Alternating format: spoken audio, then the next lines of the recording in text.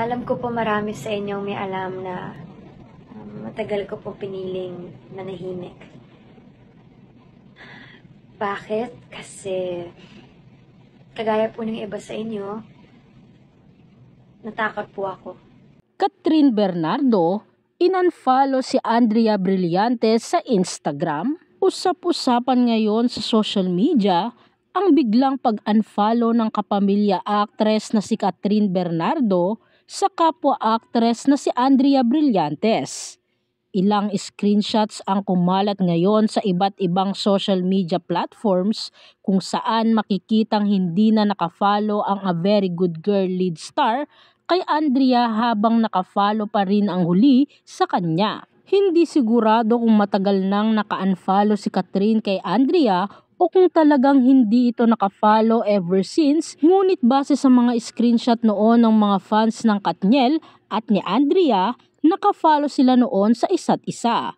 Matatandaang marami sa mga supporters ng Katniel at ni Andrea ang pumalag sa ibinalita ng talent manager na si OG Diaz hinggil sa di umano'y hiwalayan ng isa sa mga hinahangaang love team sa Philippine showbiz at ang di umano'y dahilan ay ang aktres na si Andrea Brillantes. Agad naman ipinagtanggol ng mga fans ang kanilang iniidolo at naglabas ng mga resibo na maayos ang relasyon ng tatlo at ilan sa mga ito ay ang screenshot na nakafollow sina Catherine at Andrea sa isa't isa.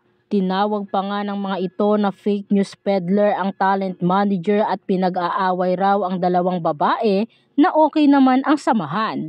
Kaya naman agad na pinalagan ni OG ang mga ito at sinabing wala naman siyang sinabing kumpirmado na ang balita at hiling niyang magsalita sina Catherine, Daniel at Andrea upang maliwanagan ang mga netizens. Anya, may naibalita lang kami na sinabi naman namin na hindi pa confirm at sana di totoo. Fake news peddler na raw kami. So pag tama ba kami, sasabitan nyo kami ng medalya?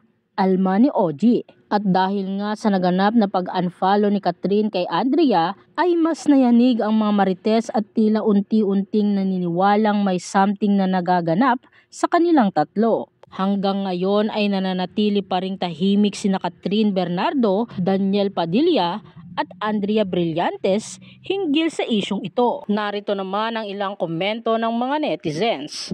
Kaya pala biglang nagbago ng image si Kat. Diba ganyan kayong mga babae pag broken? Awit lang yan. Hindi naman dapat yan pinag-aawayan.